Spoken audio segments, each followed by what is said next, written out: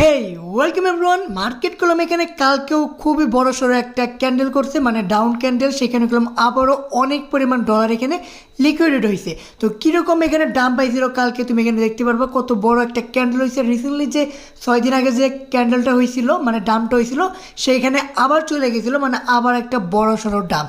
আর এখানে গেলাম ওখানে একটা সাপোর্ট জোন তৈরি করে ফেলাইছে, যেখানে 1 লাখের নিচে যাইতেছে না, মানে 1 লাখ 2,000 1,000 মধ্যেই ট্রেড হইতেছে। এটা একটা সাপোর্ট জোন তুমি ধরতে পারো, ঠিক আছে। মার্কেট এখন একটা ফেয়ার পজিশনে আছে, এখান থেকে কোনটা হয় ভাই বলা যায় না, কিন্তু এই যে পজিশনটা দেখতে পারতেছো এখানে গেলাম একটা ভালো পজিশনে আছে, কি জন্য এটার নিচে আসার চান্স তো এখন দেখতেছি না। এখান থেকে ফল ব্যাক করতে পারে, মানে আবারও 1.10-এর উপরে চলে যেতে পারে, 1.15 যেতে পারে। কিন্তু যদি পায় চান্স এখান থেকে বিটিসি নিচে চলে আসে, তাহলে অল সিজনের জন্য খুবই মারাত্মক খারাপ হবে, কি জন্য কয়েন এবার অনেক নিচে চলে আসছে, এগুলো আরও নিচে যাওয়ার সম্ভাবনা আছে। আর যদি এখান থেকে ফল ব্যাক করে তাহলে খুবই ভালো হবে, কি জন্য এই সপ্তাহটা দেখতে হবে। এই উইক ক্যান্ডেল দেখলে আমরা বুঝতে পারবো যে এই সপ্তাহে কীরকম পারফরমেন্স করে। যদি 1 লাখের নিচে বেশি চইলা আসে তাহলে মার্কেট তুমি আরও ফোমের মধ্যে চলে যাবো। তার মানে এখানে আরও 20-30% অল কয়েনে ডাম্প আসতে পারে, সেটার জন্য তুমি প্রস্তুত হয়ে থাকতে পারো। আর যদি এখান থেকে উঠে তাহলে ভালো হবে, কি জন্য অল সিজনগুলো এখন অনেক খারাপে আছে। তো এখান থেকে যদি উপরে যায় 1,10,000 বা 15 যায়, তাহলে অল কয়েনগুলো একটু নিঃশ্বাস নিতে পারবে, সেরকম পজিশনে আসতে পারবে, ঠিক আছে। আর যদি আমরা এখান থেকে দেখি ইথিরিয়াম করলাম এখানে যে পজিশন, একই পজিশন বলতে পারো। বিটিসি যেরকম সাপোর্ট নিতেছে, ইথিরিয়াম এখানে সাপোর্ট নিয়ে আছে।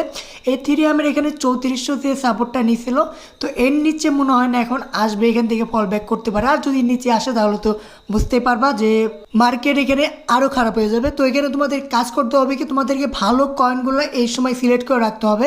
আমি বলবো না যে এখন কয়েনগুলো কিনে রাখো বা এখন ট্রেড নেও, কি জন্য মার্কেট ফোমের মধ্যে যে কিছু মানে যা কিছু হতে পারে, একদম উপরে যেতে পারে বা একদম নিচেও আসতে পারে, ঠিক আছে।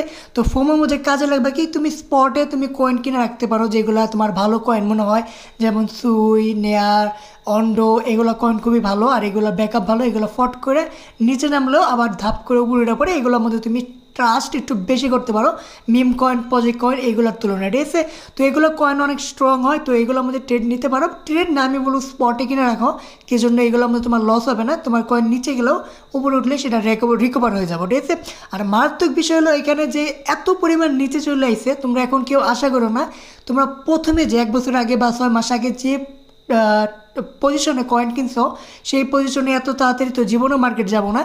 এখন যে পজিশনে আছে সেইখান থেকে 20-30% বা 40% উঠতে পারে, বড় জোর 100% উঠতে পারে, কিন্তু ওই লেভেলটা কোনো মনে রাখো না যেখান থেকে আমি বাই করছি তো এখানে আবার যাব, সেটা হতে অনেক দেরি আছে। সেজন্য মার্কেট যে পরিমাণ নিচে আসতেছে ওই পরিমাণে গেতে অনেক সময় লাগবে। তো 30-40% আশা করতে পারো এই সপ্তাহে তোমার কয়েনগুলো পাম্প হতে পারে, 50% বড় জোর, ঠিক আছে। আর যদি নিচে আসে তাহলে তো বুঝবাই কী হবে, মানে অতিরিক্ত খারাপ হয়ে যাব।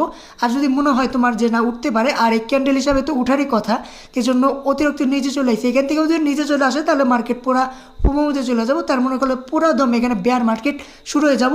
বিটিসি 1 লাখের নিচে আসলে দেখবা 80-70 এসে পড়বো। ইথিরিয়াম যদি 3500 নিচে আসে তাহলে দেখতে পারবো যে 3,000 বা 2,800 বা 2,022 মধ্যে এসে পড়বো। আর এই বড় বড় কয়েন যদি এই পরিমাণ নিচে নামে তাহলে অল কয়েনগুলো ভাই তোমার খুঁজেই পাবা না, ঠিক আছে। তো তার জন্য আশা রাখতে পারো এখান থেকে উঠবো। আর যদি না উঠে তাহলে আর কিছু বলার নাই, ঠিক আছে। কিন্তু আমার মনে হয় এখান থেকে উঠতে পারে এই সপ্তাহটা, পরে কী হবে বলা যায় না, কিন্তু এই সপ্তাহে একটু উঠতে পারে, ঠিক আছে। আর সামনের 15 দিন পরে আরেকটা মিটিং আছে, তো সেখানে যদি রেড কার্ড হয় বা কিছু ভালো নিউজ আসে তাহলে মার্কেট একটা পজিটিভ র্যালি করতে পারে, ঠিক আছে। তো এখন তো দেখতে হবে যে এই সপ্তাহে কী করে, যদি এখানে হোল্ড করতে পারে তারপর উপরে যায় তাহলে ভালো, আর যদি নিচে আসে তাহলে বাস, ঠিক আছে। তো আশা করি বুঝতে পারছি। এখন তোমাদেরকে কাজ করতে হবে কি, দেখে শুনে ভালো কয়েনগুলো সিলেক্ট করে রাখতে পারো। এখানে $10 দিয়ে কিনলে যদি আরেকটু নিচে আসে সেখানে আরও $10 দিয়ে কিনলে, তো এইভাবে কিনতে হবে, ঠিক আছে। একবারে সবগুলো দিয়ে কিনো না, তাহলে বাস খেয়ে যাবা।